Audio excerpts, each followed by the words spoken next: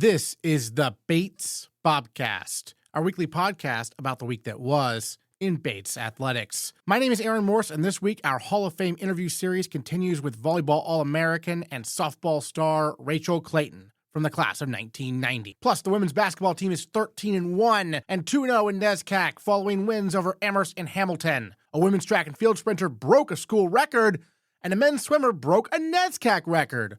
All that and more coming up on the Bates Bobcast.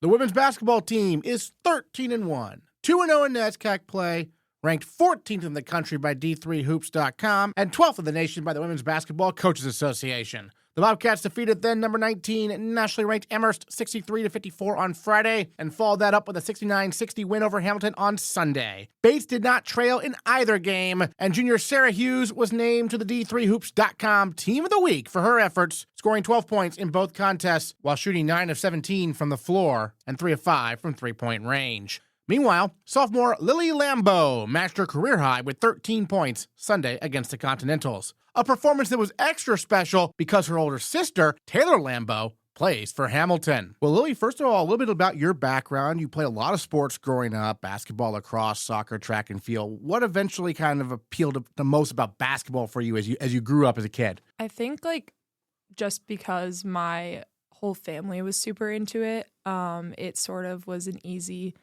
path for me to follow, and also it was the most fun. I enjoyed it the most. And so, yeah, I guess my older sister started playing and then I started playing soon after, and we both just sort of stuck with it for a while. So, yeah, it worked out that way. And you touched on this during the broadcast, but you grew up playing with your older sister, obviously, Taylor Lambo. Tell me a little bit about that dynamic. Obviously, you play different positions, but you were on, there's a couple of years separate you, but you were on the same team a few times, or? Yeah, in high school, we overlapped when I was a freshman, then she was a junior and then senior. Yep. And it was great because she's obviously a low post type of player, and I'm more of a guard that plays off that. So it was, we had a great dynamic going, and it was really nice to play with her for 2 years. And yeah, we aren't very similar players, but I think we worked really well together. So it was super fun, and always being on the same team and just being kind of in the same friend group was also nice. Before high school, were there a lot of one-on-ones in the driveway, or how did that kind of go? Yeah, sort of. I mean, we still do now. My little sister joins us too, but it's never really too competitive just because of how different we are. But of course, yeah, we are always playing with each other. So when it came time for you to look at colleges, she was already at Hamilton, having a lot of success. When you were looking around, what was kind of your focus, and how did Bates get on your radar? I remember I just really wanted to be in the NESCAC. I really enjoyed going to a lot of her games and seeing how much it felt like maybe an extension of the AAU program I played for. Just a lot of people that I knew were in the NESCAC, and I could tell that it was a great place to be. I mean, every single person that I had talked to seemed like they were really, really enjoying it, including my sister. So that was nice for me to be able to kind of have an inside perspective to know that this is something that I would like. So then I just sort of, started talking to different NESCACs, and Bates just was the best. I mean, I don't know. I just really liked the coach and everyone. So I just ended up here. Looking at the game on Sunday, it was kind of funny, when you were on the court at the same time, there was never any acknowledgement of Taylor really during the game. Tell me a little about how you kind of compartmentalize that, having your sister out there playing against her. Yeah, I mean, I just think it's kind of funny, to be honest. Yeah. I just look and laugh and whatever, but I mean, I think it's easier, once again, since we're not the same position, to not really be too involved in the fact that she's my sister. But it's interesting to see because obviously, if she does something well, it's oh, good job. I'm happy for you because obviously I'm always rooting for her. So that's the main interesting part, I'd say, is that trying to root against her. Your parents were at the game. Yeah. How do they deal with when you play each other? I mean, I honestly don't even. I think they just are rooting for both of us to do well, and the outcome is the outcome. I don't really think that they ever are too set on one of our teams winning, to be honest. And then, I mean, for you personally as a sophomore, what's maybe the biggest adjustment you've made from your first year of college basketball to now? Kind of what did you learn going through your first season last year you applied to this season, perhaps? Mm-hmm. Yeah, I think last year was definitely a big learning season and sort of figuring out my role and where I can fit in with the team. And I just think this year is a great time for me to really try to just be a great teammate and do everything that I can for our success. And I'm happy that it's been working out well. And I just think that from last year to this year, obviously I'm a lot more confident, but I'm also a lot more mixed in well with my teammates because it's basically the same group from last year, which is also super nice, just being able to continue to play with them and obviously having some experience last year, but getting a lot more experience with them now is, I think, really helping our success and just our chemistry. You knocked down your second three of the season the other day.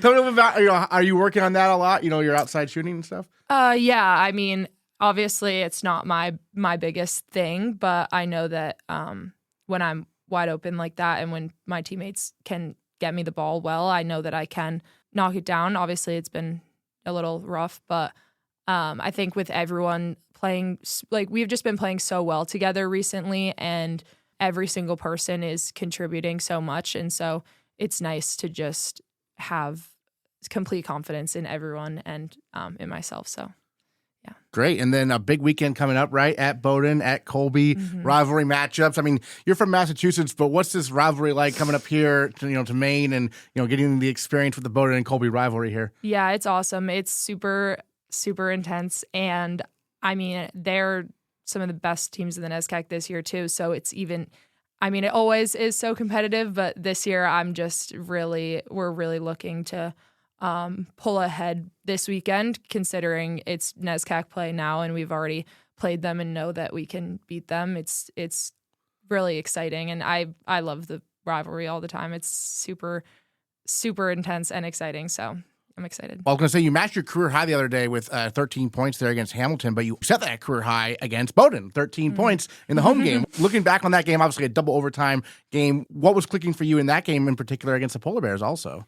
Yeah, that game I remember was really intense, high stakes. There was a lot that we were working on to sort of get good offense against them. And so I think just in that game, we were really focused on just in and out and swinging it around and making sure that we're not, getting caught one-on-one. So I think just in that game, everyone sort of has their moments because they're a great team and it's not going to be just one person. So it's awesome in a tough game like that to be able to have a bunch of different scorers. And I think that that's important, especially against Bowdoin. For your game, I mean, I noticed against Hamilton, I think it was early on, you had a nice reverse layup there. Is that something the team's working on a lot? Because I've noticed that this year a lot of players are making those. Yeah, I mean, I think we're just always working on finishing around the rim a lot, and I know that it's a lot of people's strong suits. So I really just think it depends on if your confidence to do that in a game, and obviously during practice we're playing against each other so hard. So I would say that I just a lot of people have really good confidence because of how hard we play against each other in practice. Yeah, and what a start to the season again for the Bobcats. You guys are 13-1, 2-0 in NESCAC so far. Obviously, getting off to the fast start is huge. But, I mean, overall, this season, I mean, last year was a good year, but it seems like the team has taken the next step. What are some keys you've noticed for that next step to have been taken so far? Yeah, I think we're just really ready and confident, and I think all of our pieces are really falling into place pretty well.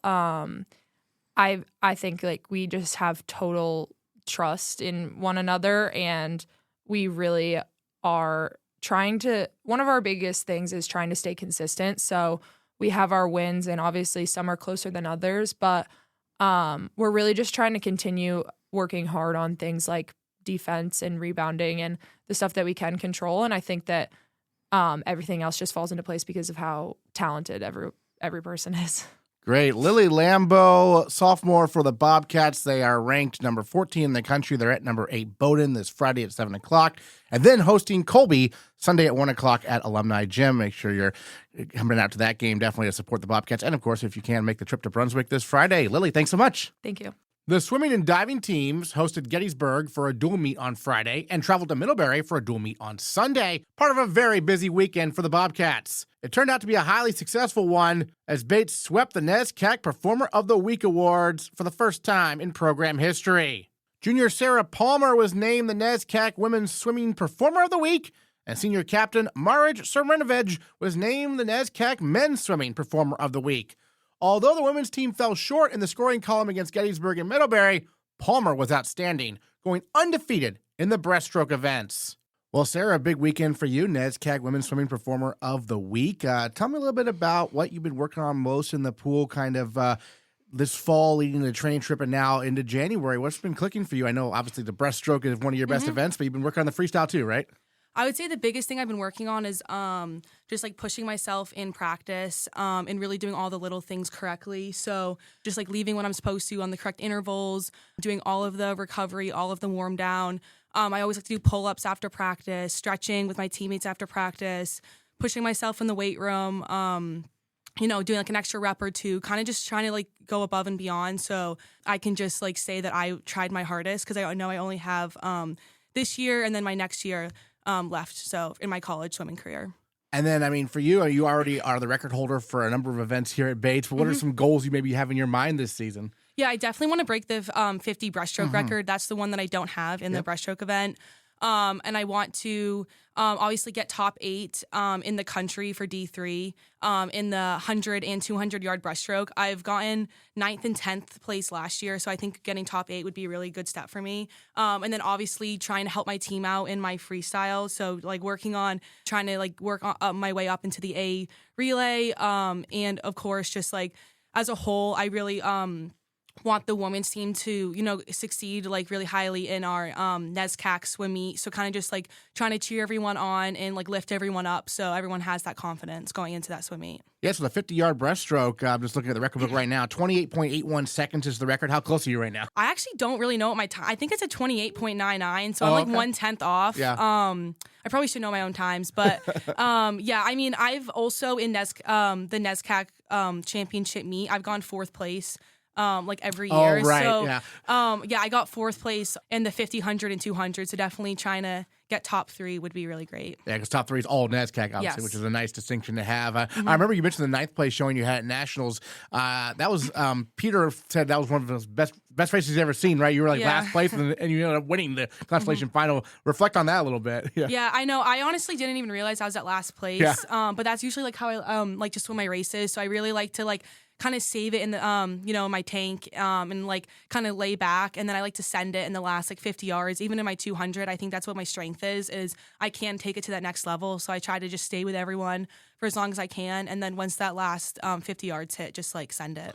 From a team perspective, the women's team, I mean, Middlebury is a nationally ranked opponent, and you won 6 events. You were right there kind of with them. What was your thoughts on how the team kind of performed there? Yeah, we did really good. I mean, we were all really exhausted. I mean, it's supposed to be a 4-hour ride, but it ended up taking like 7 hours. So we're sitting in a bus. We got to the hotel like kind of late, and obviously we're all like up late night talking with our roommates. I know I was probably up later than I should be laughing with my roommates in that hotel. But yeah, our team did really good. I think our distance swimmers are doing really good. Grace Knight just came back from having a concussion, and she has done really well this weekend. Erin Barasonic did really good. I think like our 200 medley is our best shot at getting our women's relay to nationals. I think we're all just trying to focus on that. So kind of figuring out who our butterfly is going to be, who our freestyle is going to be, freestyler is going to be. And then, like Erin Barasonic did really well at that meet too. Yeah, I noticed the women's team was able to get the victory there in the 200 medley relay. And that's is always that the first race of the meet, kind of? Yeah. So what's that like to get the meet off to a good start like that? I mean, it's always nerve-wracking having like the women's events first, and then like when you kind of start off with a win, I think it definitely just like kind of hyped everyone up and shows that like we are in this swim meet. Like I know like Middlebury is really fast swimmers, but knowing that like yes, we can win things, yes, we're tired, but at the end of the day, like we're all like in the same boat. We've all been training. We all just came back from winter break. So just trying to keep everyone's like mindset, knowing that like we need to gain that confidence that we can win. And you also helped them win the 200-yard freestyle relay. Mm-hmm. And how is that going with the freestyle sprints and everything for you? Yeah, I mean, that was my first time ever being on an A freestyle relay. Oh, nice. So Okay. I remember my freshman year, Peter Casares saw my 50 free and was like, that was horrible. I never want to see you go that time ever again. And ever since then, that's kind of been in my head. So I've really tried to just like lock in on my freestyle. He said I swam just like a man, which I don't know if I should take that as a compliment or not, but he said I just put my head down and swung my arms around. So I've been really trying to work on that and try to help the team out as best as I can, because that's like the best way to get points at the NESCAC championship meet is through the relays. Yeah, that 50 free, I mean, it's so fast. I mean, what's that like from your perspective, getting in the pool and just it's like that? Yeah, I mean, I think the only thing that I think about is when I'm going to breathe. I mean, the real, like, obviously you're not supposed to breathe at all in the 50-yard freestyle. I take one breath. I kind of sneak that in there. But yeah, I think I just put my head down, just swing my arms as fast as I can and just like send it. That's usually what we all do. Yeah. And both teams, obviously the women and the men, are at Tufts this Saturday. Always a tough opponent, right? I mean, Yes. It's a good way to kind of see where you're at, sort of, right? Yeah, so that's a 6-lane pool. It's really shallow. But I think the most important thing is just reminding everyone that like we're all swimming in the same pool. We're not at a disadvantage. Yeah. So just kind of trying to keep everyone very confident, knowing that we can do this. Yes, they're a good opponent, but it'll be really great. I think it'll be really good racing and kind of to see like where we're at this close to our final like few weeks of the season. Yeah, and after Tufts, Friday the 30th, that's the senior day kind of at Tarbell Pool. And that's a little bit different type of meet, right? Yeah, we do like events that aren't actual events. Yeah. So, like all underwater, like relay or like an all breaststroke relay. So events that don't you wouldn't typically see. But that's a really fun. I hope everyone comes to that just to celebrate our seniors. We have like I love our senior class. It's gonna be really hard to like say goodbye to them all. It's a really strong and friendly class. So yeah, everyone should come to that meet. Yeah, that's Friday, January 30, 6 p.m. It's Maine Maritime and UNE, but the main thing is it's senior night and a chance to see some events you won't see at any other meet throughout the year. Yeah, there's a few like false starts in there too. Some people like to really push the officials in that. So it'll be a fun spectator event. Yeah. And then the CBB meet for the women this year is at Bowdoin on January 31st. So the very next day. What are your thoughts on that, kind of going up against your rivals? I'm really excited. So I'm from Brunswick, Right, so I've swam in that Bowdoin pool a lot, so we'll feel really familiar. I think we lost to Bowdoin in the main state meet. They have really good depth on their team, but I think that the past few weeks we've been training really hard, so I'm really excited just to see what the women's team can do. Especially like our distance swimmers who have been working really hard. Great. Well, any other thoughts you want to share on this weekend? 2 meets against Gettysburg and Middlebury there, and for you personally, a very strong weekend with all the victories. Yeah, I mean, I'm just like really happy that some of my hard work's paying off. I know like the times may not be exactly where I want them to be in this moment, but I think just like knowing that like if you just keep sticking to the coach's plans and just keep working hard, then like good things will come out. And so yeah, I'm really excited for like the women's team and then obviously the whole team to see like how many swimmers we can get to nationals and how high we can place at NESCACs. Well, that's the thing about the times, right? I mean, you kind of build that up, and there's a different suit you might wear, right? There's all sorts of things you can do to lower those times, right? Yeah, I mean, most of our women's team hasn't shaved down yet. We haven't put our like fast suits on. We've been like lifting pretty heavy, so yeah, we're all pretty like I wouldn't say rock bottom, but we're all pretty beat down like from like, obviously training trip and training camp being on campus. So yeah, the next few weeks you're going to see a lot of drops in times and people, doing really surprising things. So yeah, I'm really excited. Sounds good. Sarah Palmer, the NESCAC Women's Swimming and Diving Performer of the Week. Thanks so much for joining us on the Bobcast. Really appreciate it. Thank you. The men's team swept Gettysburg and Middlebury. And NESCAC Men's Swimming Performer of the Week, Marrich Somridhivej, was a big reason why, highlighted by his remarkable showing on Sunday when the senior captain broke the NESCAC record in the 100-yard breaststroke with his time of 53.07 seconds.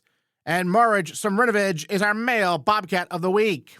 Well, first of all, the NESCAC record in the 100-yard breaststroke. Tell me a little bit about this in terms of, were you going into the meet thinking this is on my mind, or did it kind of surprise you perhaps? I'd say it was a surprise. I wasn't really expecting much because it's January. We've come off of a hard training trip and a really, really well-prepared training camp. So this week I wasn't planning on swimming any 200s, so I did a 200 pace practice. That was pretty hard. It was a 40-50s, pretty hard set. We had the Gettysburg meet, so that was my 50 focus day of the week. And then this meet, the Middlebury meet, was going to be my 100 focus because I was going to swim 2 100s. And so when you touch the wall and you see the time, did you know right away it's a NESCAC record, or did someone have to tell you? Yeah, I did. Yeah. I was hoping to do that last year, but I think whatever I did last year wasn't really reflective of what I could have done. I did well in NESCACs, but I got the flu after, so I didn't train for a week leading up to nationals. But I still won a best time, so I just knew that I had a lot more in me at the end of last year. But yeah, I'm glad I was able to do it this early in the season. I think it's a good sign. Certainly. And I know you've been suiting up for every meet, right? Yeah, we suited up. I suited up for Middlebury, but not Gettysburg. Okay, gotcha. Yeah, and for people who don't know, what's the difference like between a suited up meet and a not? I mean, you're wearing a suit but different type, right? So this suit, it's called a tech suit. Yeah, it's made of a different type of fabric. There's no seams or anything, so you get a lot more buoyancy. You get a lot more snap in your kick, and you get compression in your leg muscles, which helps a lot with lactic acid and just oxygen use. So it's really good to practice wearing the suit because that's how we're going to swim it at NESCACs and nationals. And the Middlebury pool, is it typically a fast pool or? I feel like it's a fast pool. Yeah. I've always swum well at that pool, and it's a beautiful pool. They got a lot of deck space, so it's great to have that space to stretch out, get warmed up before the meet starts. I know the Gettysburg meet here at home, I know the men's Gettysburg team was ranked, and you all beat them, even though you weren't ranked. You've been ranked earlier in the year. So what kind of statement victory was that for the team? Yeah, so we came off of Maine State, a little disappointed, not able to get the Maine State title, but to beat a nationally ranked team is a huge boost for us. I think we're all really happy with the victory. I believe we only lost one event. Yeah, it sounds right. Yeah, but they're a really good team, and I think we deserve to be ranked, and we are going to be ranked in the next poll. I would imagine so, yeah, after this showing, certainly. And then, I mean, you got Tufts coming up, and I know that's always, they're always a highly ranked team. What are your goals kind of for this upcoming Saturday? What are you going to be competing in? What are your thoughts on this meet coming up? We haven't decided yet what the lineup's going to look like, but I'm thinking I'm swimming the 200 breast. Okay. So it's going to be the 400 medley relay, 50s of every stroke, 200 of every stroke. There's 2 distance events, and we're doing a mixed 200 freestyle relay at the end. I know I'm doing the 200 breaststroke for sure, so it's really nice to have that confidence going into a 200 breaststroke, especially because it's a pretty tough event. But I hope that the work that I've done in the 100 is able to translate to the 200. Yeah, certainly. I mean, obviously, breaststroke has been kind of your big event, but also the freestyle. I know you're in some of those freestyle relays too, right? Yeah. What's it like? Balancing that training a little bit, I suppose, right? Yeah, I've been training a lot more freestyle this year. But yeah, it's really nice being able to train with people like John, Max, and Nate, who are great freestylers. I've got some good advice from them, so I think my freestyle has improved a lot. You hold all the breaststroke records here at Bates. Obviously, setting the NESCAC record on the 100 breast. What's next for you? What's kind of next on kind of your goals here? My goal is to just have a good time. Yeah. Help the men achieve our goals this season. So me and Max have set a pretty high bar. We're dreaming big this year. And yeah, I think I'm not too far away from the top time in the country right now for the 100 breast. So I think I'm definitely in contention for a national title this year, but it's not all in my hands. I can't really control what other people do, so just gotta stay focused on myself, making myself better and making my team better. Well, speaking of national titles, I realized in the 100 freestyle, you were second to our national champion in that. What was that race like going up against Max there? Well, coming off of that 100 breast, Max was like, "Oh, you're gonna beat me? Like, is this about to happen?" And I was like, "No, Max, like, you're fine. I'm not gonna beat you." I did wear a suit for that race. He didn't, so that also helped me out a lot. It was pretty close.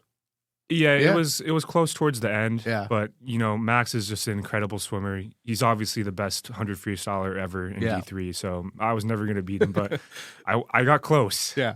So I'm proud of myself. Was that a fun race to compete? Yeah. I've never raced him, actually, so that was a good experience. Yeah, a little different. I mean, you mentioned the possibility of a national title on 100 breast, depending on how things break. I mean, what was it like to see Max win that title last year? I mean, you were there for that, right? Yeah, obviously inspirational. Yeah. I mean, super happy for him, super happy for the program.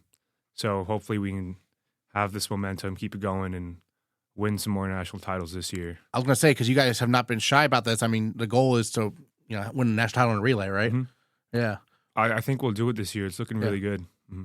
And how does that relay kind of come together? Throughout the season, sort of. What's the process like to develop that team? Because I mean, it's a lot of returners from last year. Yeah, pretty much everyone, I think. We've got some really big goals. So we've set the bar high. Yeah. We've done some really good training. So I think it's just about believing in our training, being confident in what we're doing, and just working hard every day. As a senior, is there some extra urgency, kind of? Do you feel it? No, not really. No. I'm just trying to have a good time, enjoy my last 2 or 3 months of swimming. Yeah. And college. Mm-hmm. So I'm not going to really put too much pressure on myself. Yeah. And we've got senior day coming up. I know that's kind of an interesting meet where it's like kind of different events than normal, right? Yeah. Yeah. What are your thoughts on that senior day coming up here? I'm excited for it. Kyle, one of our seniors, has helped out in the planning of it a little. So we all sent some baby pictures in. Okay. Yeah. So we're going to have that on the scoreboard, which is pretty exciting. So I'm excited to see that. It'll be a bittersweet moment to spend my last meet at Tarbell with a group I've got to know over these past 4 years. So I'm super excited for it. In terms of the swimming, we don't really know what the events are yet. Waiting to hear from Coach, but we've got a really good women's CBB meet the next day. So I'm excited to go to that and support our women too. Absolutely. Well, Marrich, thank you so much for joining us on the Bobcast. Before you go, any other thoughts you wanted to share on this past weekend? Obviously a big one with the men's team sweeping a couple meets and you breaking this NESCAC record.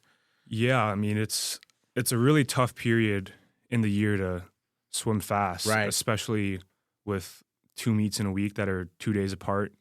It's hard to recover from a really high-level meet with Gettysburg and then sit on a bus for 6 hours, 5 hours, or however long it was, and swim at Middlebury. So I'm really proud of what our team has done over this past week and the mentality that a lot of us showed. 2 more dual meet victories for the men's swimming and diving team. They're at Tufts this Saturday at 1 o'clock. Then Friday, January 30th, home, 6 o'clock, Maine Maritime UNE. That is senior night at Tarbell Pool. Make sure you come out that evening and support the Bobcats.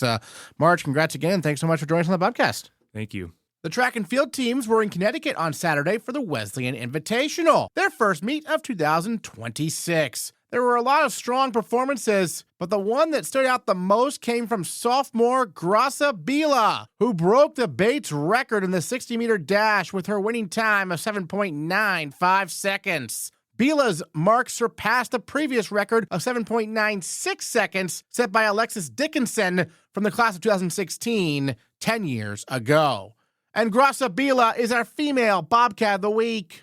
Well, Graca, the new Bates record in the 60-meter dash belongs to you. It stood for a decade. You broke it there this weekend at Wesleyan.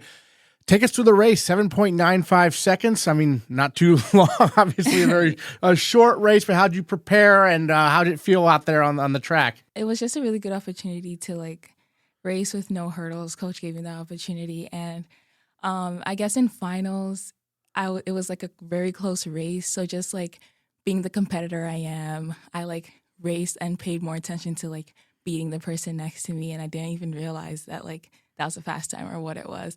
But I was still nervous, even though it was just an open race. But it was a really good opportunity, and it's a fun race. The 60 is a fun race. I was going to say, I believe this was your first 60-meter dash as a Bobcat, right? Yes, it was. Had you run it all in high school or anything like that? I mean, I never did indoor in high school, so right. Okay. I never really ran it. But. So your first ever 60-meter dash, how's it compared to, a hurdle event or something like that?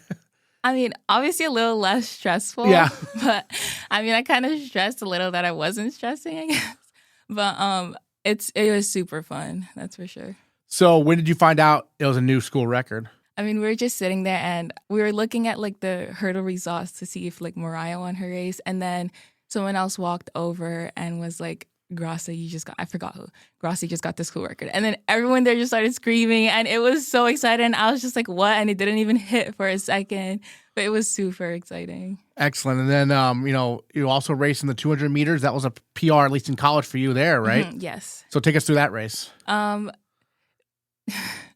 That race, it was an interesting race. I don't think it was a fun race as well, but I don't think I got out as fast as I should have. But that also surprised me. I couldn't really tell what I was running until the end. But that was also pretty nice. And 200 meters, how many times have you done that before at Bates?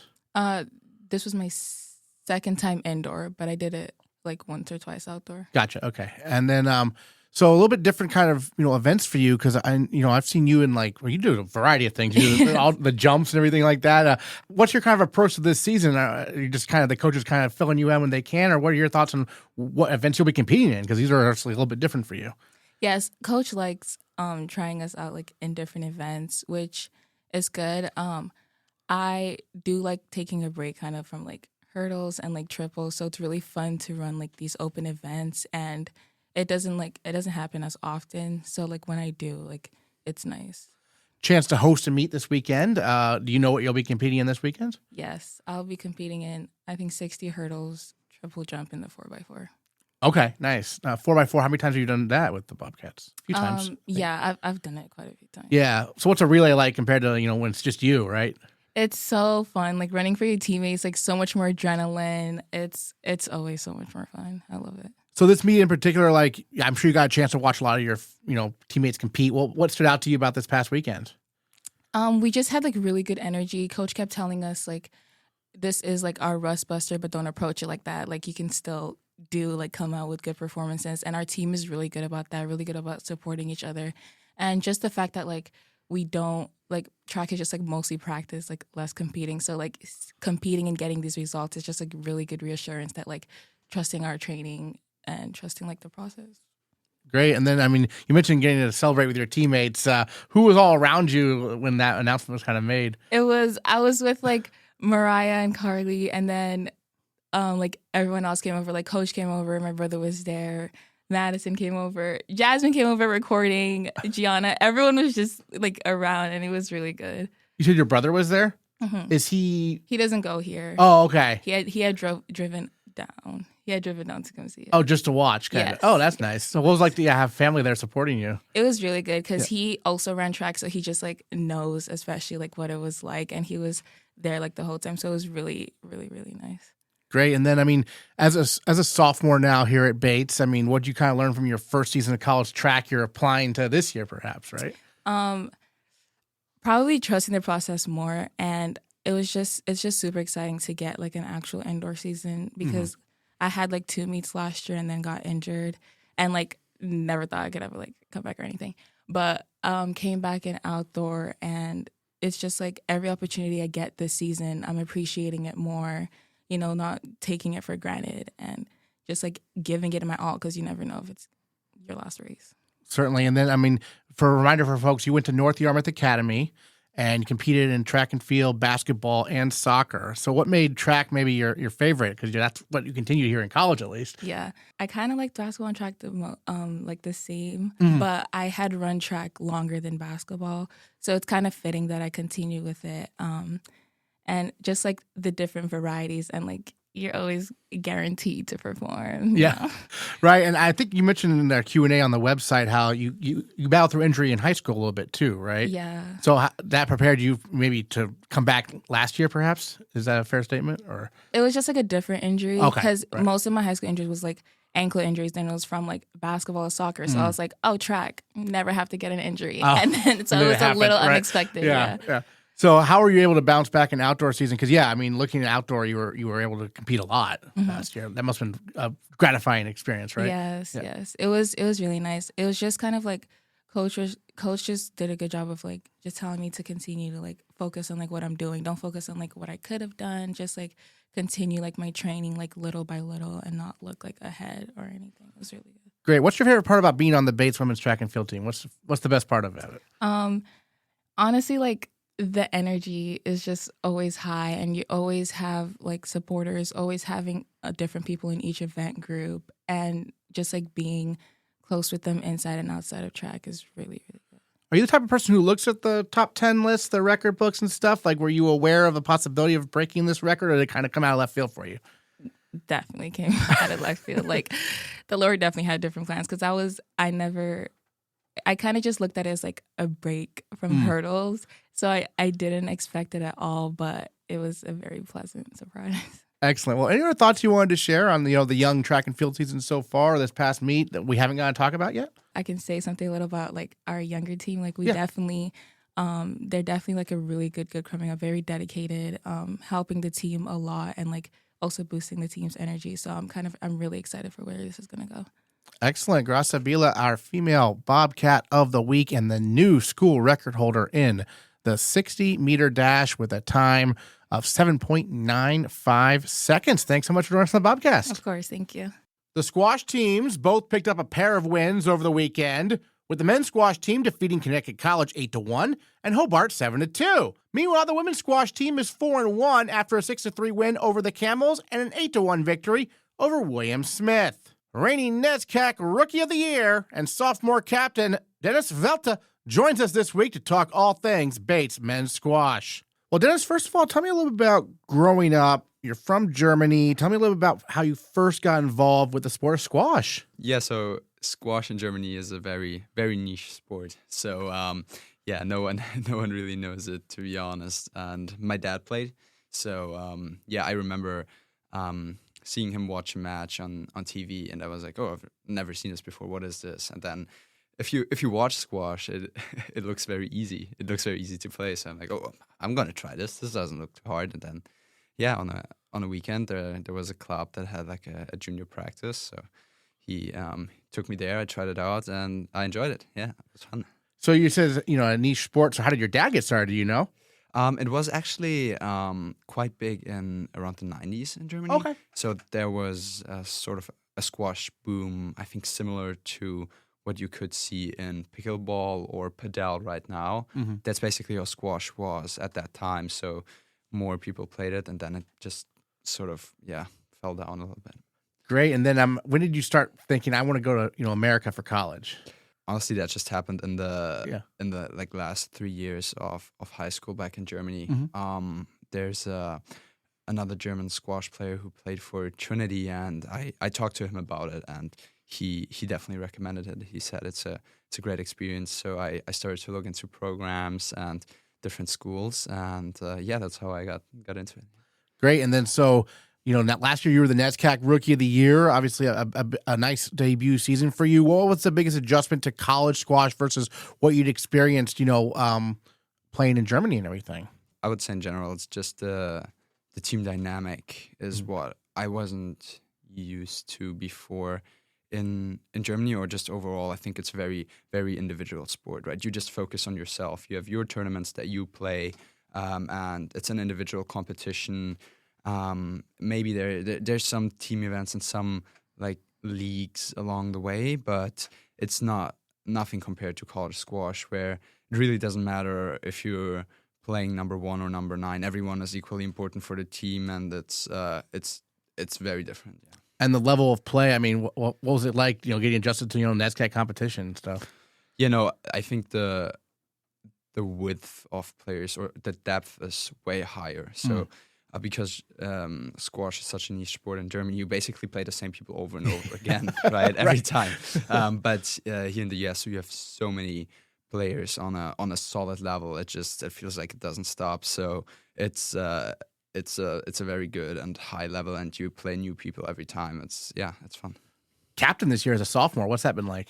It's definitely been an adjustment.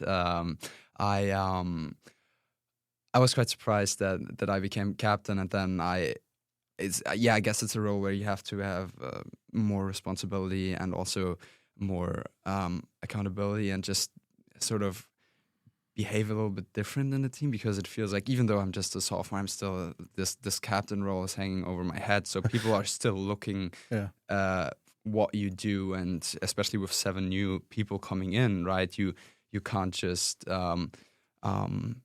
play around in practice. You have to sort of lead the way in a sense, and with that comes more organizational stuff and more connection between the coach and the team as well, or athletics department and the team. So that was. Well, you mentioned all the new players. I mean, you look at the roster, it's like, it's a huge overhaul. I mean, a lot of first years. What do you kind of say to the first years about, what lessons can you impart about your experience as a first year so they can have a smooth transition to college? The biggest thing is just getting used to this college squash dynamic. Yeah. And I remember last year, the first match, it was something completely new because the atmosphere is different. You're nervous and you don't really know what it's coming for you. Even though some of these guys have played high school squash, I think it still is very different. So just telling them, hey, like it is a team sport and you have to support your team. But at the end of the day, the way we are winning is by you winning your individual matches. So there's going to be a lot going on, right? Parents, supporters, other students who come and support you, and you're nervous, and it's a big thing, first college match, whatever. But what you have to do is just focus on your match and win your match, because that's the best way you can contribute to the team. So if you need to take some time away or get your individual warm-up in, then do that, yeah. What did it mean to you to be NESCAC Rookie of the Year last year? Because you were the first Bobcat to get NESCAC Rookie of the Year since Ahmed Hatata, who was a pretty good player. He was an awesome player. I mean, I didn't expect it at all. I was super surprised when I got the call last year, and I didn't think I would get it. So I was over the moon. I mean, it was amazing, and I think I had a not the best start into the squash season last year, but then I finished strong towards the end, and I guess that's why I got it. But no, I mean, I was super happy. Always good to finish strong, and we have new head coach this year, Nadia Yusenko. Tell me about how you've been working with her. No, I think she's amazing. I think she's doing a great job, and she's working very close with the team. I think she's communicating great, and we're all on the same track and know what we want. And she's really getting used to the role, and she's doing a great job so far, I think. Yeah, and the team got a couple nice wins this past weekend, home wins over Connecticut College and Hobart. Take us through those matches and how you guys were able to get those W's there. Yeah, no, we really had that on our calendar, and we really wanted to win these matches. So for us, it was just coming in and showing what we can do. I mean, we had a rough start against F&M and Navy, but at Brown, when we played Brown, we gained some confidence, and we just took that against Con College and against Hobart, and I think everyone did great. We played with confidence, and we put some good squash out there, and that's what we were trying to continue. So yeah, it was a good performance. Was squash your only sport growing up, or you played anything else? I started playing table tennis a little bit. Yeah. And then I just enjoyed squash more. I played some soccer on the side as well. Gotcha. Soccer obviously huge everywhere. But all right, well, the men's squash team is on the road here this weekend, but you're back home on Monday the 19th. So you'll have that's a busy weekend coming up, isn't it? Yeah, no, it is. 3 matches in a row is always it's always tough, and then especially the last match, you really start to feel it in your body. But yeah, we're all excited. We're hungry for more, and Middlebury, Hamilton, and Amherst are all teams that are in our reach. So we're eager to get them. Yeah. Any other thoughts you want to share on this season so far? You want to mention we haven't got to talk about yet? We're in a good spot right now, as of in getting everything going. Yeah. Everyone is getting more experience from match to match, and everyone is starting to settle in, and everyone starts to realize, okay, what does it mean? What does it feel to have an intense college squash match? And then, yeah, I think the more we progress into the season, the better it gets. And I'm looking forward to that. I'm really excited for the second half, and I think all of the guys on the team are. So yeah, it's gonna be great. Excellent. Well, look, folks out there, you come to the Squash Center on Monday the 19th, so less than a week from today. That's their next home match, Bates versus Amherst at 5 o'clock. Men and women obviously playing at the same time. Dennis, thanks so much for joining us on the Bobcast. Thank you so much for having me. On the women's side, the Bobcats have been boosted by some walk-ons recently, including senior Zoe Schaedle, who earned her first collegiate victory Saturday against William Smith. Schaedle also plays women's lacrosse at Bates and works for the Bates student newspaper. Well, Zoe, before we start talking about how you joined the women's squash team here at Bates, take me back growing up. I know you competed in lacrosse and soccer. How did you first kind of get into sports? What made sports something a big part of your life as a kid, I guess? I was involved from a really young age. Soccer was probably my first main sport, so I did little kid soccer every weekend and kind of did the local club programs, and that's when I got into lacrosse as well in around 3rd grade. And then squash was a middle school sport for me, and I had a lot of fun. I played with my school, so that's kind of the start of my sports athletic career, I guess. Yeah, Philadelphia, where you're from, is squash pretty big there? Yeah, pretty big. Yeah. We belong to a cricket club, so I was able to play, get a little coaching, which was great. And then obviously Philly, shout out Philly, go Birds. Huge sports culture. So just being surrounded by that really was inspirational, growing up. And, my dad's a huge sports fan, so just always sports on in the house. So love that. And then how did Bates first get on your radar for college?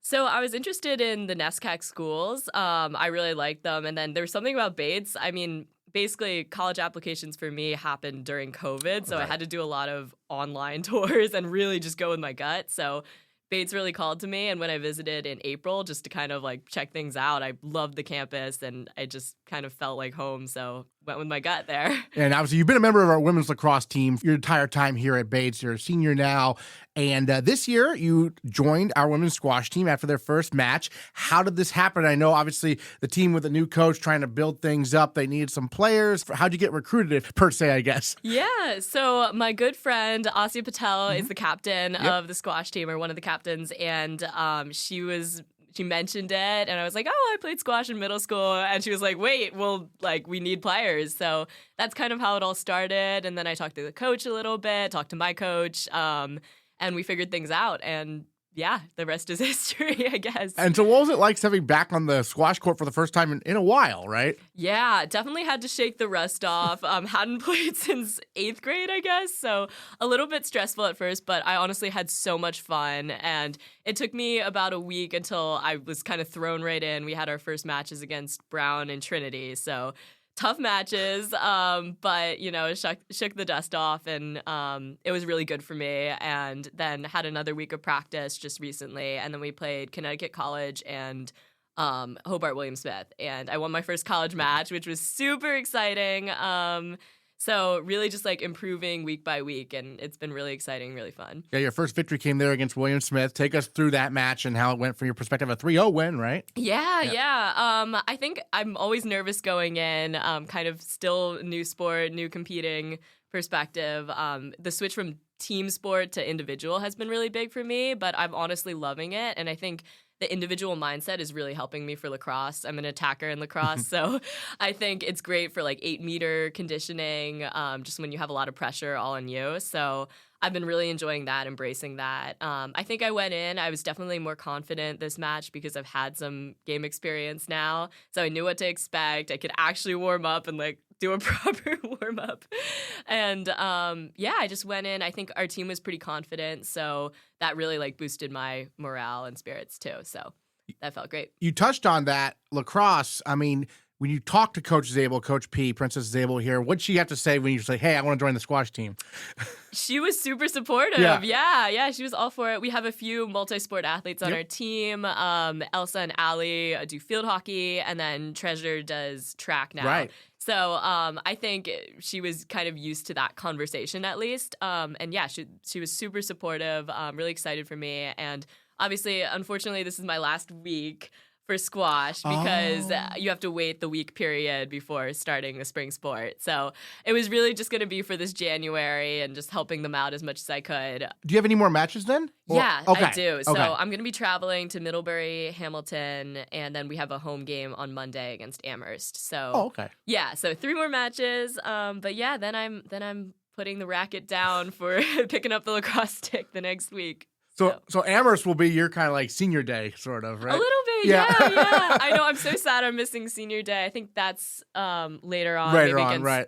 Bowdoin or one of the later games. The last home match is Bowdoin, yeah. So my friend's really sad. She's like, oh, we could have been doing senior day together. And I'll try to make it out to that match if we don't have practice or a game conflict. I would really like to see the girls play. So because you got to get into the lacrosse mode, basically. You can't be doing two things at once. Yeah, unfortunately.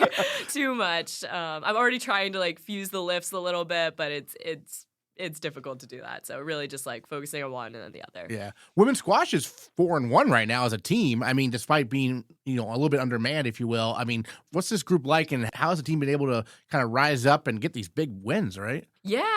I love the group. Everyone's been great. I think we've been really confident going in. Really strong start to 2026. Yeah. Our coach, Nadia, always says just like business transaction before going into matches. So just taking care of business. And I think everyone kind of like just focuses on themselves and like gets their match done. And, like it is a team sport. We're all rooting for each other. But like people kind of get their own job done and then we kind of regroup at the end. So that's been really great. Again, definitely a different mindset for me to focus on because like obviously on the lacrosse field, you're all out there in team and collaborating and passing the ball all the time. So definitely different, but really cool experience. And I know the squash players do work with each other like during the match. Are you coaching up anybody? Are they coaching you up? Anything like that? Mostly the latter. There's not much feedback I can provide, but I try my best. Yeah. I really do. Because I can notice certain cues. Yeah. Like I watch a lot of sports, so I can notice like if someone's weak on their backhand or like they're not moving around the court well, like making them move. So very basic observations I'm able to point out. Who on the team has been working with you and kind of helping you get acclimated, right? Honestly, everyone. Everyone's been so supportive. Great, helped me with my serves, especially in the beginning when I was getting used to like shaking the rust off. My friend Tia, Neha and Angelina. Honestly, all of them have been wonderful. And then I've been working especially with like the 9, 8, and then I've been playing 7. So we kind of have like a little 3 group. How it works out, like 1, 2, 3 play together, 4, 5, 6 play together, and then 7, 8, 9. Yeah. So that's been Maeve, who's another walk-on, and Andrea, who's another walk-on. So we've kind of had a little like cohort for matches, which has been really fun. And what was their background? I mean, had they played in middle school like you or whatnot? So Andrea's never played before. Okay. And then Maeve played in high school. So yeah. All pretty similar. Like squash is pretty new still, but definitely we're improving pretty rapidly, which is awesome.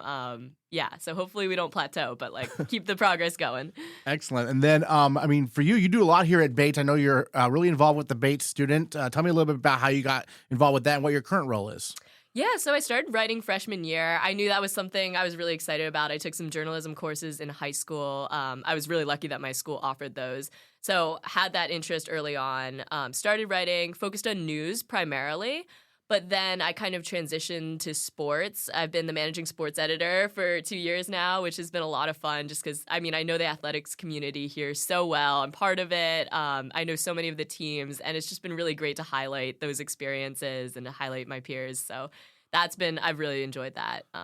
Yeah. I'd love to see a first-person account of your time with the women's squash team in the student. I think that'd be a good story. Yeah, I love that. I think that would be great. Or we can do something with the Cats Call. Shout out Cats Call. Me and my friend Reagan White, who's also on the lacrosse team, we kind of started the social media broadcast section of the students. So go follow that on Instagram.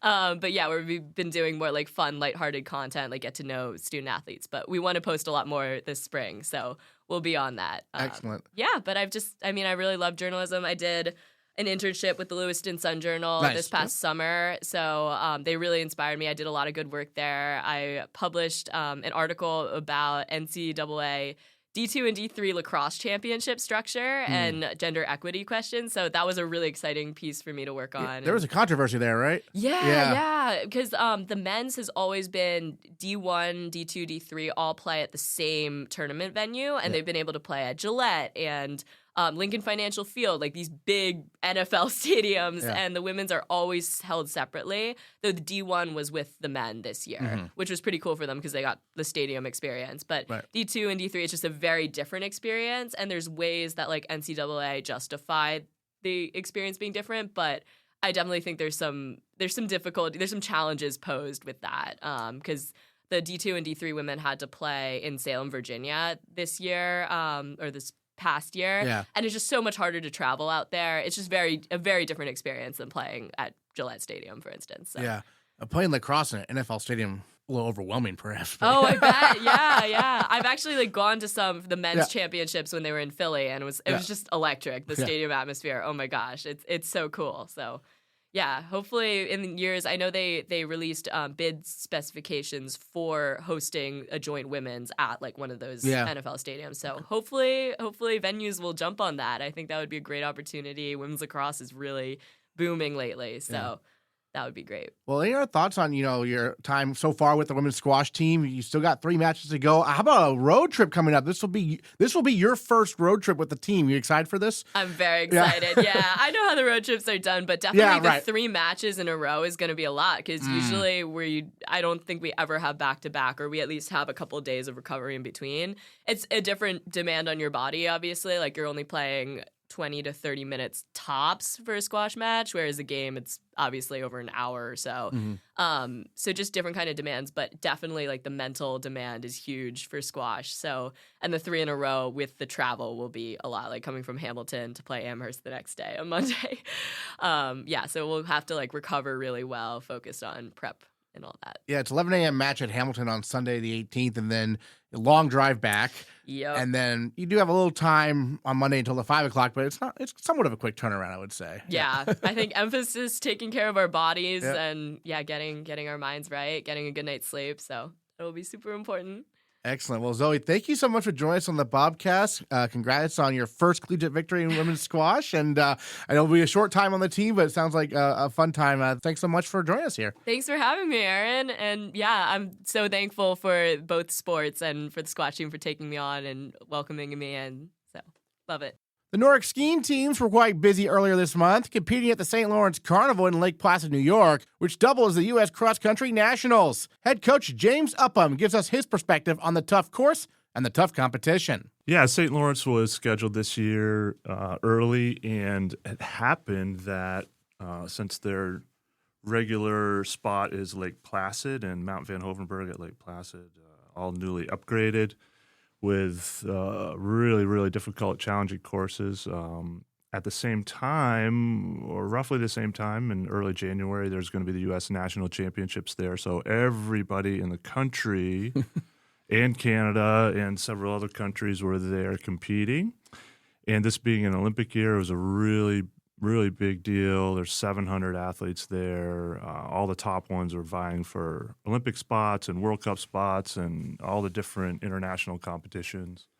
So it was a great opportunity for us to be there. It doubled as the St. Lawrence Carnival as well. So the first 2 races were sort of a normal carnival way of scoring the whole thing. Right? Yeah. So it was good. And then the next 2 races were just part of the U.S. National Championships. We were there for about a week, and it was fantastic. And the courses are incredibly challenging there, so we'll be happy to move on from that in some ways. I think some people are going to be really happy to actually have some flat skiing in some of the courses. But yeah, it was a great event, and we did well, and it was great to see everybody as part of a U.S. National Championship. It was the biggest one ever, over 700 athletes. So it was great. Yeah, and even in the carnival races, like the 10K Classic, I noticed obviously there were the EISA competitors, but also everyone else was in there, right? I mean, like you weren't just going up against the EISA skiers. So what was that kind of like for your athletes?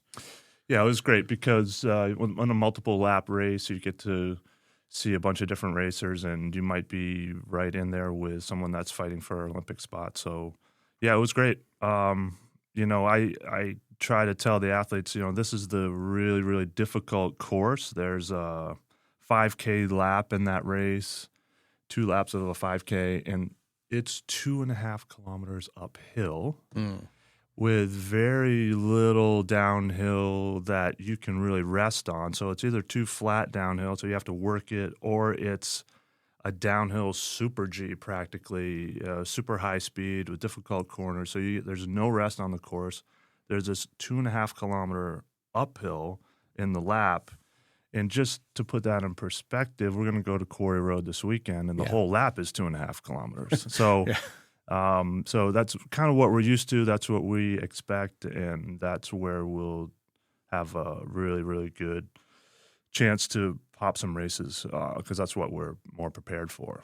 But it's really good to put yourself up against the hardest course on the planet, against some of the best athletes on the planet. And yeah, I mean, if you were to compare it to basketball, let's say, which a lot of you are coming in here looking for some basketball, and rightly so. Basketball is doing really well here at Bates right now, and I've been following that. And if you were to compare it, I think you would look at, what we just went through as kind of going up against the best basketball team in the world. So, I mean, maybe not the Celtics, but, maybe not the Aces, but, a semi-pro or the next level down, or maybe the Nets, Right. Something like that.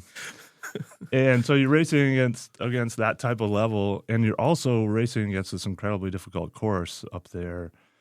So the basketball would be twice as heavy, and the hoop would be twice as far up, and the court would be twice as big, and all of these types of things. So it was great. It was a great experience and great to see everybody, and it was really good for our athletes to see that. Yeah, and there were some individual standouts I saw in the 10K Classic. Oliver Wilson, a sophomore, was 30th among the EISA skiers. So that's 30th out of 94. So a very strong showing for him. His best yet, actually, at a carnival. What did you see from him? Yeah, Oliver's been really well prepared this year. Really consistent training. He's got a great engine. He's doing really well on the running side and on a lot of the other sides of our training. And so it was great to see him pop a race where he's able to use his aerobic capacity and his fitness to get up those hills really well there. And so that was really good to see. And then in the sprint freestyle at St. Lawrence, I saw that Sage Grossi got 12th out of the 93 EISA skiers in that particular sprint. It was kind of weird because you were, again, going up against other people, so you didn't necessarily advance, but you still, in 12th place is still pretty darn good.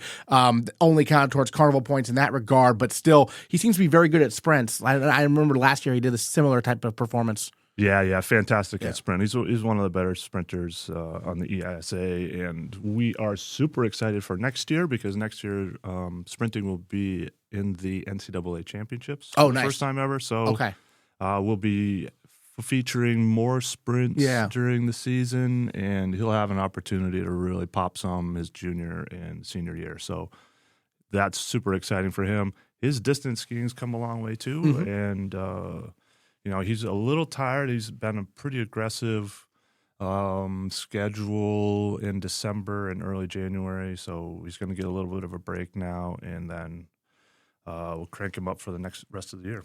Couple of sophomores on the women's side, Elsa Sanborn and Hannah Groman basically led the way in both races. That must be nice to see some, underclassmen, being some of your top skiers. What have you seen from them so far? Yeah, it's not a surprise. They're doing really well in testing all year, and they have probably the most consistent training. And still a long way to go on the technical side. We're going to work really hard getting back to fundamentals in the next couple of weeks before the rest of the season. And we're looking for them to improve more and more and more. And they've done well on a course that maybe doesn't suit them yet because they're very scary fast on flats. And there was exactly 0 flats on the courses that they were at. So really looking forward to seeing how they do in the rest of the season. Great. And then you mentioned, obviously, there were other races. Did the Bates skiers compete in anything besides the 10K Classic and the 1.3K freestyle events? Anything else? Yeah, there's another sprint. Sage did pretty well in that one, and the rest of the group performed really well in that sprint, in the Classic sprint. And then there was also a 20K mass start. So that 5-kilometer lap they did 4 times, and those people really, really did a nice job fueling up for that one, fueling during the race, approached that race really well. It was an incredibly difficult course. So like I said, and a lot of props go out to them. Also, the juniors did a 10-kilometer mass start the same day, and that went really well too. Yep. So a lot of races. The rest of the season is going to be easy. It sounds like. Based on that, the rest of the year you only have 2 races, right? Well, that's the message. Yeah. Easier. The competition also knows that as well. So sure. Yeah. We're going to try to move up in the rankings and try to improve every day and really, really be able to attack the rest of these courses a lot better now that you can do what we just did. You touched on this, but obviously not this weekend, but on Friday, January 23rd and January 24th, you're going to the Colby Carnival, Quarry Road Trails. Obviously, of course, you're very familiar with. Tell me a little bit about what you're looking forward to here in a couple weeks. Yeah, Colby Carnival. Really excited about this. We trained there a lot. They have they're really aggressive with snowmaking there, and they have lights. So for training for us, it's really, really easy to get over there and train, and we do that whenever we have sort of a low snow situation around us. And also, it's easier to get over there and just practice these courses that we're going to be on, and pretty excited. Also, we try to make that a home course. Yeah. So we try to get as many people there as we can cheering on those uphills. It's a great place to watch. You can see most of the race from multiple different spots out there. And so our goal is to have more fans than Colby. There you go. Or Bowdoin or anybody else. Yeah, try to treat it like that is our home carnival, basically, even though it's the Colby Carnival. Yes, exactly. We'll take that one right over. Absolutely. Well, any other thoughts you wanted to share on the opening weekend for Nordic skiing or the team in general you wanted to mention we haven't got to talk about yet? No, we're really excited. We have a really fun young group. We've got a really good duo of captains this year, and the feeling on the team is just amazing, better than I've seen in a really long time, maybe ever. So, and that's what we're usually pretty good at. So, we're just trying to keep that going. And what's nice is having gone up against the best in the world on a really difficult course after last week, everyone's in good spirits and ready to go. And so that's a good indication for the rest of the year. We just want to start moving up the rankings. All right, James Upham, thanks so much. Thank you. It's time to preview the Alpine skiing season. The Bobcats open the 2026 EISA Carnival Circuit at Sugarloaf this Friday and Saturday for the Colby Carnival. Head coach Kurt Simard gives us a look at his team. Coach, first of all, I understand the team went to Colorado for some training over Thanksgiving. Tell me a little bit about the training the team has been doing, and that Colorado trip, that's different than usual, right? Yeah, we left Thanksgiving week, the beginning of the week, and went out and got a full week out there, spent Thanksgiving together. Typically we do stay here. We train at Sunday River.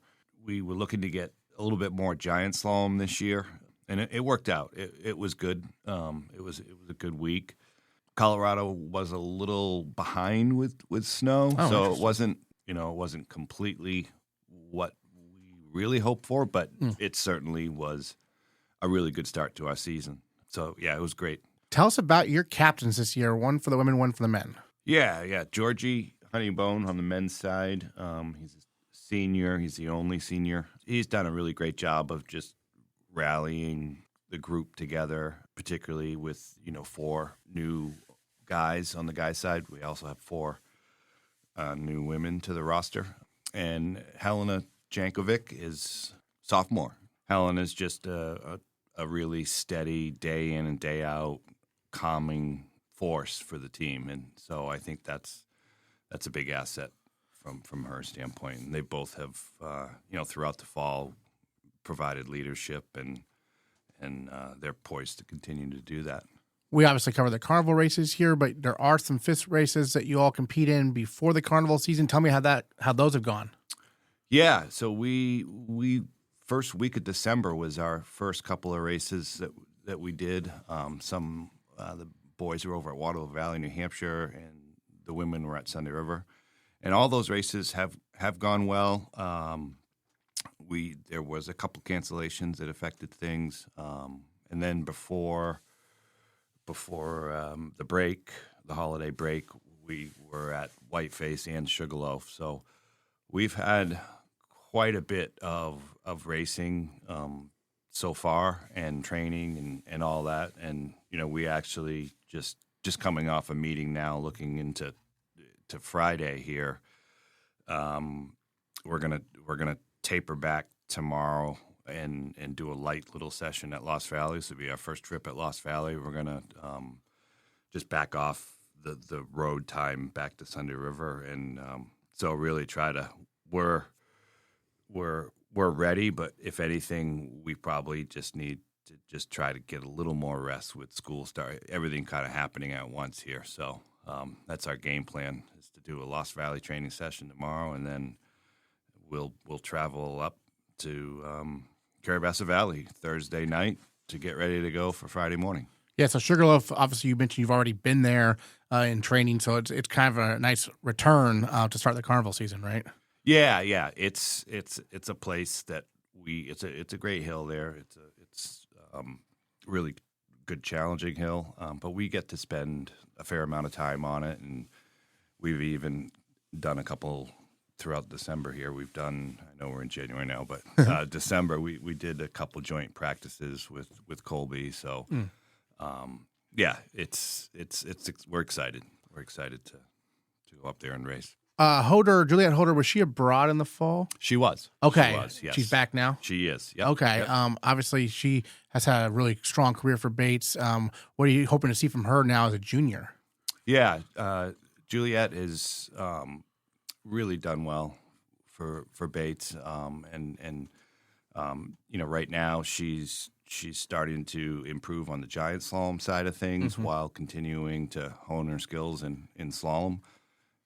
So we're looking forward to the season with her, and and then like I said, we have four new first years to the roster, so it'll be exciting to see how everything unfolds with them, and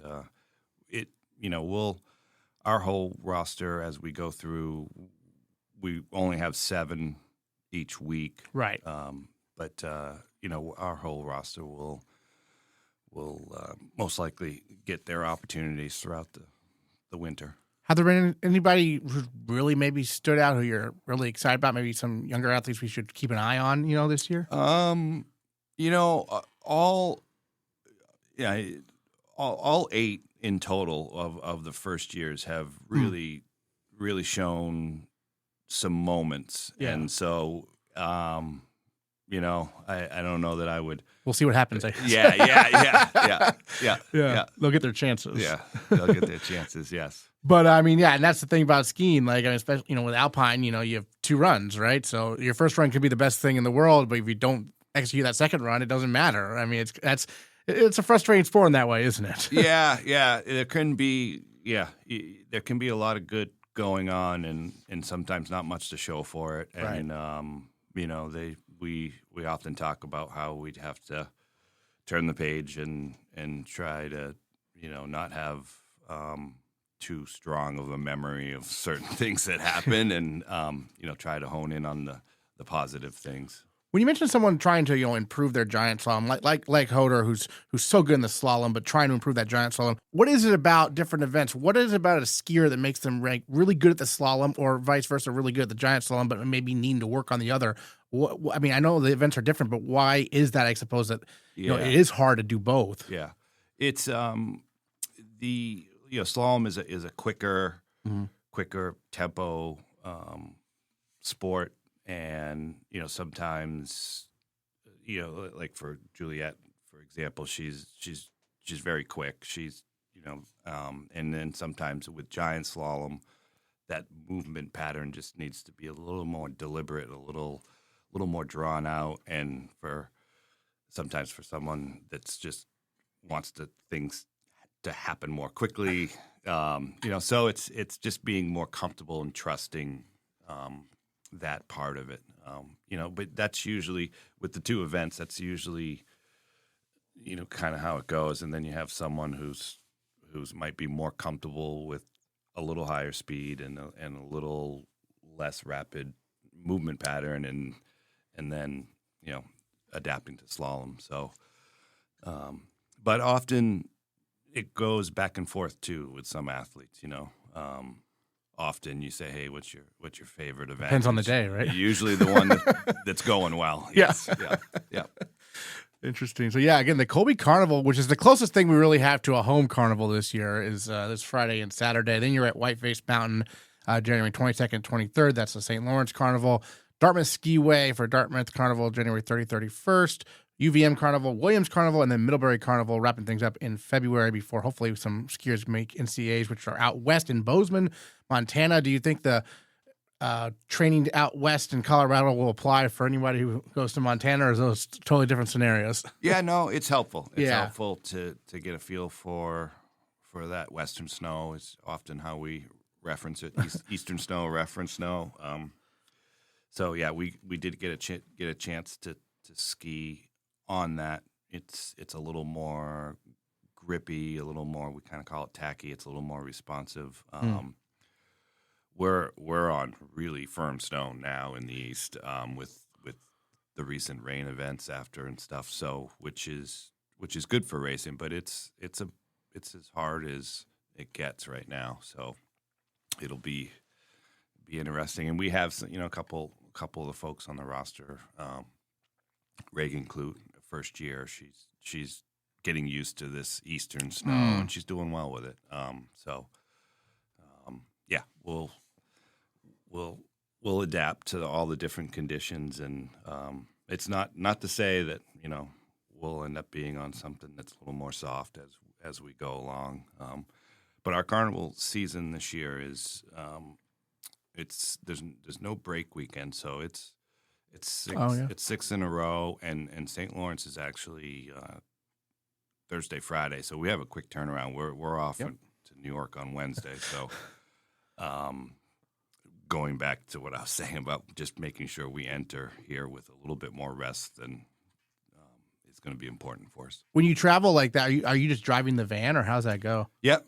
Yeah. We're in 2 to 3 vans, with all the equipment and everything. Hauling over to New York shortly after the Colby Carnival. Over to New York, yeah. Hop on the ferry for that one to get across Champlain. That's got to be your longest trip, right? Out to St. Lawrence? Yeah. By a mile. Yes. Well, your thoughts you wanted to share on the upcoming carnival season for the Alpine skiing teams we haven't got to talk about yet? Anything else you want to mention? No, I mean, just we're excited. We think we're ready, and we've put a lot into it, and we're just really excited to get started. I mean, even though we've skied and raced a lot, these traditional carnival races they're a different animal with all 11 schools there, and it'll be exciting. It'll be a great winter, and hopefully we're fortunate enough to put up some good results. But we're certainly gonna do our best. That's for sure. All right, Kurt Simard, thanks so much. Appreciate it. All right, thank you, Aaron. Rachel Clayton did it all for Bates in the late 1980s, playing volleyball, basketball, and softball during her time as a Bobcat. She was an absolute star on the volleyball court, being named a second-team All-American in 1989 as Bates went 36-0 and won the ECAC championship. She is the greatest hitter in Bates softball history, sporting the Bates record .454 career batting average and a Bates record .877 career slugging percentage. A first-ballot Bates Athletics Hall of Famer, Clayton went on to have a fascinating career, first competing for Team USA in handball, trying to make it as a rock star, and eventually becoming a chef. And today, Rachel Clayton joins the Bobcast. Our Hall of Fame interview series continues this week on the Bobcast with Rachel Clayton from the class of 1990, talking some volleyball, basketball, softball as well. But before we talk about your time at Bates, take us back when you were growing up. What got you into playing sports competitively? What made it something you had a passion for? And what sports did you really focus on kind of, middle school, high school before you came to Bates? One of my strongest sports was actually baseball growing up. I was the first girl to play Little League baseball on the boys team in Hamilton, Wenham, where I grew up. And it was so fun. I just very naturally loved to play baseball, which obviously got me, I couldn't play baseball in high school. So I naturally got into softball. That was my most natural sport, really, just throwing and catching. And, all the other sports just kind of came off of that. I just found athletics to be just a natural field for me to participate in group activities, to meet friends, to develop roles as leaders, and to become kind of, it was where I was most comfortable. Oh, interesting. So baseball and then moving to softball, was that a tough transition or pretty easy for you? No, it was a natural transition because there wasn't any other options. So softball was the most natural progression for me at the time. What was that like playing baseball though with a bunch of boys? It was great. I mean, Yeah. at that point, I was only like 14 and Yeah.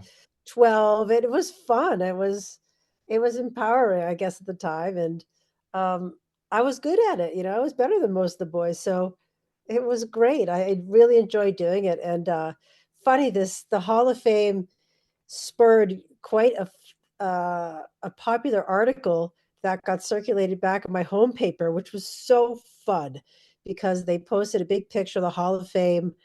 I had a beautiful picture with my boys with the award, and they posted it in our local Hamilton Winter Chronicle, and they featured a picture of me in the Little League with my uniform on, and I was like 12 or 13. And what they had kind of did a full circle where I started out playing baseball in Hamilton Wenham, and I came full circle this year coaching my two boys in Little League. And it was such a nice article that highlighted obviously my career at Bates with the athletics and highlighted my career at my high school as well back here in Hamilton.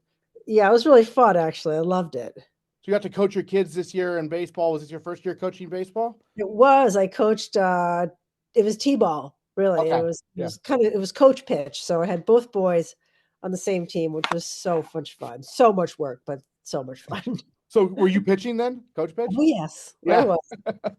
Nice. Yeah, it was great. So you transitioned to softball, obviously in high school, and then when you were looking for colleges, what made Bates appeal to you? I mean, I know you mentioned before you were coming up here, hopefully to play softball, right?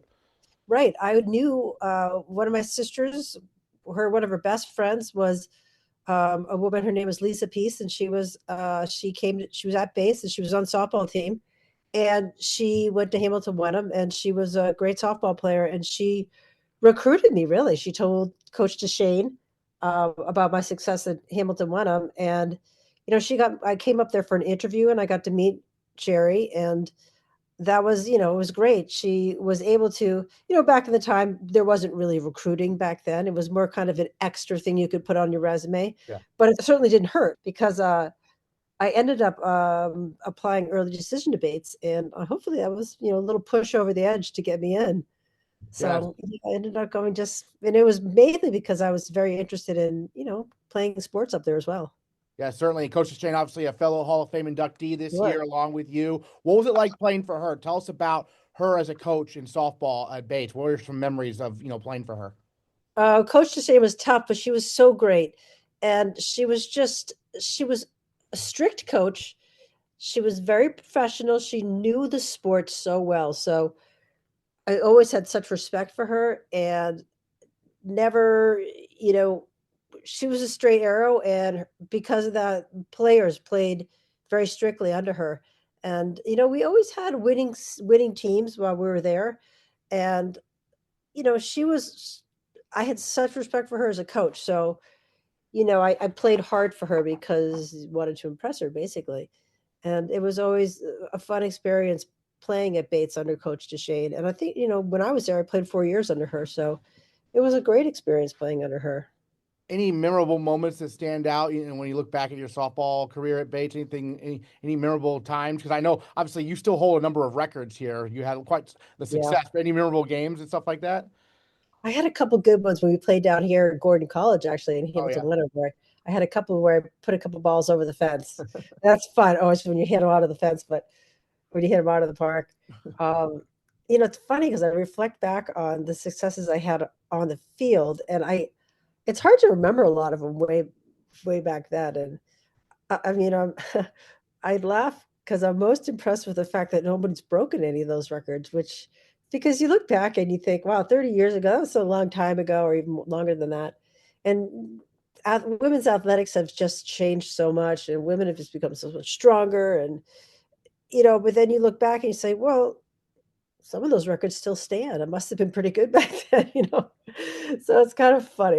That's what I'm most proud of, I think, of those records that still stand. So I had to have been pretty good back then, I guess, when I was 18, 19 years old. That's funny. I'm proud of those. Yeah, certainly. I mean, you played shortstop, is that right? Or yeah, shortstop.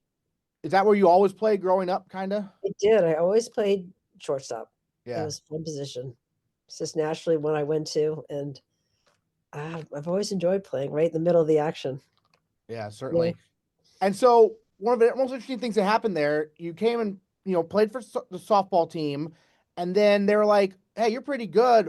Have you ever tried volleyball? And you're like, no, not really, right? You hadn't really played much volleyball. Tell us about that a little bit. Well, I actually did play volleyball. My freshman year of high school, I was very enthusiastic to play. And I ended up getting injured my freshman year. And it's kind of what started a series of knee injuries for me throughout my high school career that ended up having a reconstruction done before my freshman year of college. So I came into Bates on crutches, and I was able to rehab myself back to be able to participate in the spring season of softball. So I was lucky enough to get that in. So I wasn't able to participate in any of the fall seasons. After my successfully rehabbing back, interestingly enough, I met Lisa Pease, who was my shoe-in for the softball team. Her roommate was Emily Gabler, who was one of the star volleyball players at the time. And I think she wasn't the coach, or wasn't the assistant coach at the time, but she was just another acquaintance of mine through, knowing Lisa Pease. And she was spending the summer here, and we started working on some volleyball stuff, because she said, you should play volleyball again. And I thought at that point I could do it again. And I was always so interested in the sport. And we trained all summer at one of the local health clubs around here, one of the racquetball courts, where we set up a volleyball net. And she's so good. And she just worked with me all summer and just really taught me how to play. And I tried out the next year, and I was not that. I mean, I was very rough around the edges for sure. And then obviously Coach Graff, I think, saw I had some potential. And so she took me on the team, and she is an excellent coach as well. And she coached me and taught me how to really play. Yeah, tell us a little bit more about, Coach Graff, obviously a longtime coach here as well, coached you in volleyball and basketball. How'd you maybe compare or contrast with Coach Deshane in terms of style and whatnot? Similar experience or different, perhaps? You know what? I think very similar, that they're both very strict and knowledgeable coaches. And I had more of a relationship with Marcia because we did basketball together. We also had more of volleyball was more of a passionate style, more of a sport for me that I had to work on a lot more than I did with softball. Softball was just something, I hate to say it, I just kind of showed up for the season and I played. It was came easily to you. Yeah. It was springtime. It was short term. It was softball. Everyone just showed up and played, and we just had fun. But volleyball was a special time. It was a special team. It was, when I played softball too, I played with a lot of older teammates, at the time. Obviously, as I got older, people aged with me, my classmates. But volleyball our core of our team was mostly my age. And we kind of all grew up and progressed and matured as this team together. And we worked a lot of off season together.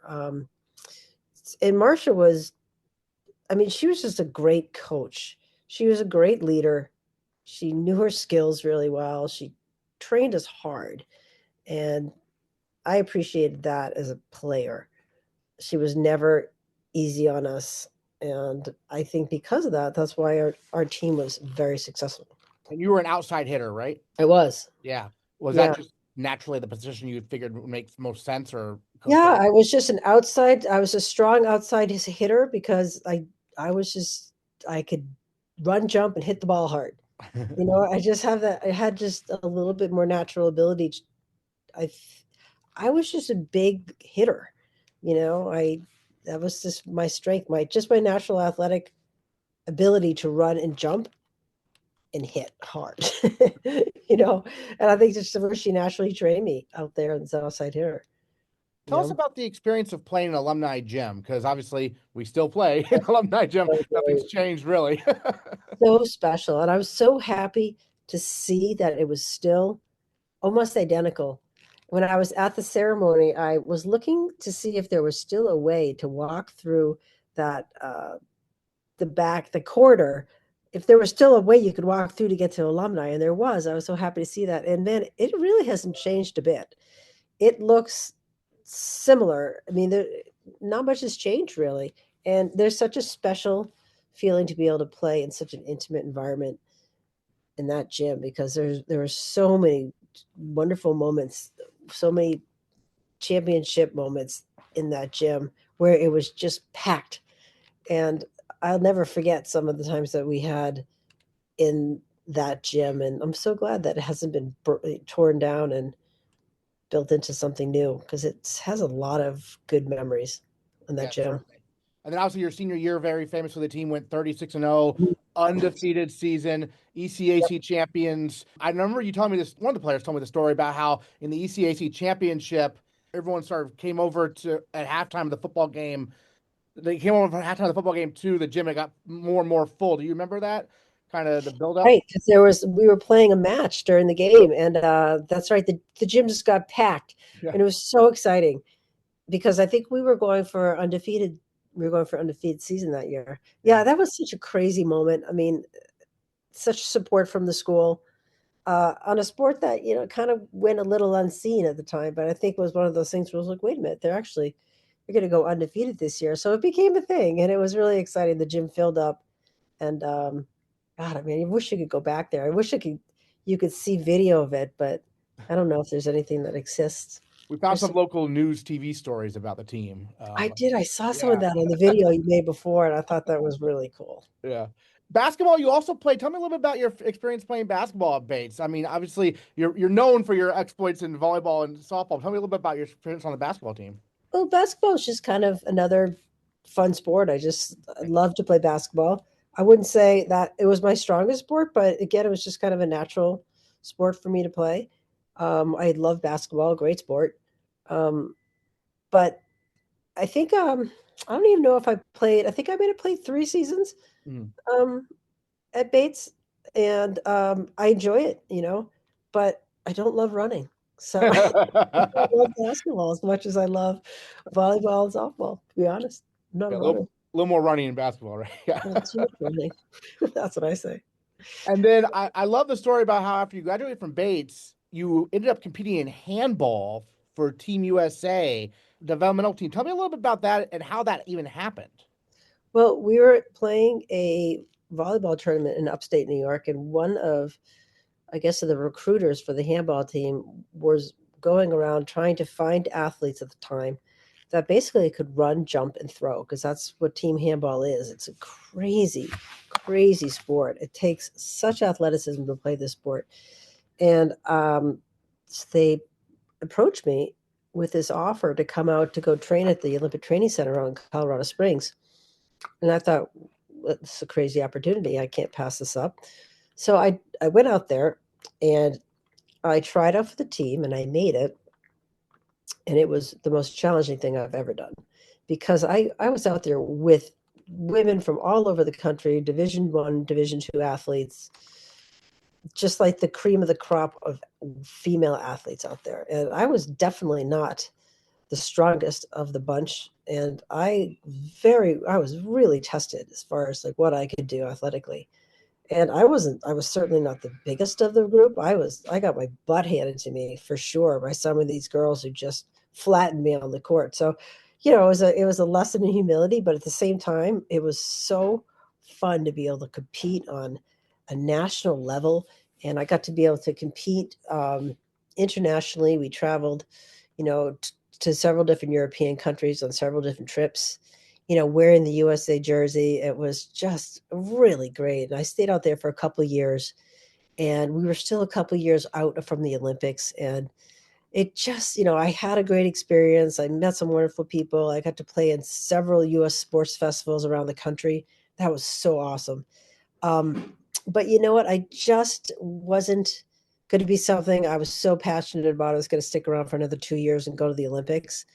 It sounds crazy, but it wasn't something I loved enough that I was going to sacrifice another 2 years of my life. So I had a great experience. I made some wonderful friends. I could still compete in sports festivals, obviously not now, but and then I decided to move on. So I came back home. I was homesick too. It was too far away. I was only 21, and just, but it was a great experience. It was wonderful to be picked for that. And it was just it was a great experience to do.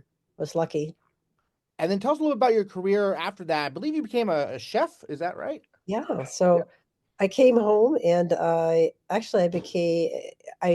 started training as in the culinary profession. One thing I did a little bit through college that I was too shy to let anybody know is I was also a musician. And when I came back to Boston, I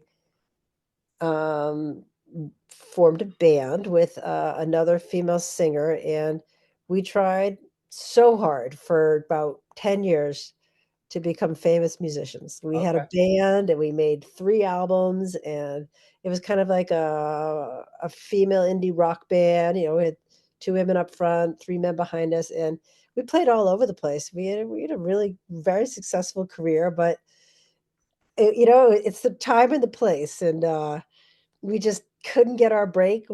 But we still had so much fun making music. So while I was doing that, I also was training. My brother-in-law is a professional chef, and I trained in his kitchen for years. And he always told me, he's like, I will support your music career, but have a backup. And I did have a backup, thankfully. So when I was in my early 30s, like when I was like 30, an opportunity came up to kind of there was an executive chef role at a nearby country club. And so you should apply for this. This is your time to step it up. And I did. I got the job. And at that point, I had to make a decision. What am I going to be? This is my career decision right here. So I did decide to step away from trying to make it as a professional rock star. And I pursued my culinary career very heavily at that point. And at that point, I became an executive chef at a pretty big place for the next 12 years. And my career continued on after that. I worked public school systems for a while after that. But it spanned for about 25 years, my career. And I just retired about eight years ago, as soon as my first son was born. And that was my career. I did it differently. I worked my whole life, had a long career, really enjoyed it. It was really fun. Killed my body, but now I'm retired and raising my kids. Excellent. Well, I got to circle back to the band. Were you the vocalist? Were you the guitar? How did that go? Yeah, I was one of the lead vocalists. Lead vocalist. Okay. That was a blast. And the name of the band was called Chapter and Verse. And it was original. And that was a blast. But you'll even get a kick out of this one. The band that I just recently retired from was a all-female Aerosmith tribute band. Okay. And it was called Aero Chicks. And I did that for about 6 years. And I was the lead singer of that. I was the Steven Tyler of that band. So if you want a kick, look up Aero Chicks on YouTube. Okay. We were very popular, and it was very professional. It was really cool. But it had its time. We played it to his death, and it was over. It was time to move on. I couldn't do Steven justice as much on stage anymore. He's hard to do. Well, I'm curious, when you were at Bates, you were kind of like developing this talent kind of in secret almost? Is that what you said? I was playing, kind of. I had a guitar, I played in my room. Yeah. But it's fun. We got to come back and we played a few reunions. As Chapter and Verse came back and played, I think, my 10th reunion, we came back as the band, playing on the terrace at the library. So that was a blast. They were like, wait, you play music? I was like, yeah, I do. I did. No one really knew. But, you get pigeonholed as a jock. And though I didn't know what I wanted to do back in college. I was too afraid to. I look back now and I think, oh God, I could have done open mics at the bar down there. What was the name of the bar across from the dining hall? You could get like a late night sandwich. There's the Den. The Den. Yeah. The Den used to have like little open mics and stuff there. Yeah, I look back on it and said, I wish I had the courage to do that at the time, but I didn't. So how do you feel like your Bates education kind of prepared you for, your variety of pursuits after college, I guess? I think Bates is a wonderful experience. I think that I wish I had the ability. I wish I didn't play 3 sports. I loved my experience playing athletics at Bates. Obviously, it was wonderful for me. I met some great people. Because I played the 3 sports there, I think I limited myself with not experiencing some of the other programs that Bates had to offer, like the abroad programs. I wish I had experienced that a little bit more. However, I don't regret playing 3 sports. I loved it. That was my life at the time. But I think Bates, I mean, I was an English major at Bates, so I think that it absolutely rounded me to present myself well in life as a, I know how to speak to people. I know how to write. I know how to do a lot of things, which actually today seems like not a skill that many people need to have. But I think I got a nice liberal arts education that I think well-rounded me to be successful in any field I chose to pursue when I got out of school. And it's such an incredible community of people that you meet at Bates. I still have a handful of friends that are successful in their own ways. So I loved my experience at Bates. I'm going back and visiting for the awards ceremony and seeing what the campus looks like now. It was just unbelievable for me. I haven't been back there in probably 15, 20 years. And everything is so beautiful. And I was blown away by the renovations and just how much the campus has stepped up and the buildings. And I brought my 2 boys there and I thought, wow, I would be so proud if they went to this school because it's so beautiful, so very proud to be a graduate from there. And I was proud to bring my family up there to show them where I went to school. Awesome. Yeah, maybe we'll see them on the baseball team down the road here, right? Maybe. Yeah. I don't know. Got to coach them up. Yeah. Got to commit to another year of coaching, which is terrible. A lot of commitment. Well, any other thoughts you wanted to share about, your time at Bates? Anything else you wanted to mention we haven't got to talk about yet? Or anything else you want to mention about being inducted into the Hall of Fame? I think the induction to the Hall of Fame was so special. And I think that I didn't even realize what it was until I went up to the ceremony. I wasn't even sure I was going to go. And then when I got there, I didn't understand the magnitude of what was happening and how cool Bates rolled out the red carpet at the ceremony. I was so impressed, and I didn't even myself kind of realize how big the award was actually, because you're like, yeah, I did that so long ago, it doesn't matter. But it was such an honor to be picked, out of all those candidates that they looked at. So, and to be a representative of the school and to be in the Hall of Fame, it's such an honor. And I'm very, very proud to have been a representative of the college. So it was, I guess I'm so thankful to the school for recognizing me. It was a wonderful experience. It really is. And it's stuck with me. It has stuck with me so much since October. So it's been great. Awesome. Well, Rachel, thank you so much for taking the time to join us on the Bobcast today as we continue our Hall of Fame interview series. Congrats again on your outstanding career at Bates. And I learned something. I did not know about the music. So that is really cool. Thanks again. I really appreciate the time. Thanks, Aaron. I appreciate it too. Take care. The men's basketball team dropped a pair of road games to start NESCAC play last weekend, but they'll get the chance to bounce back when they host Bowdoin this Friday at 7 o'clock.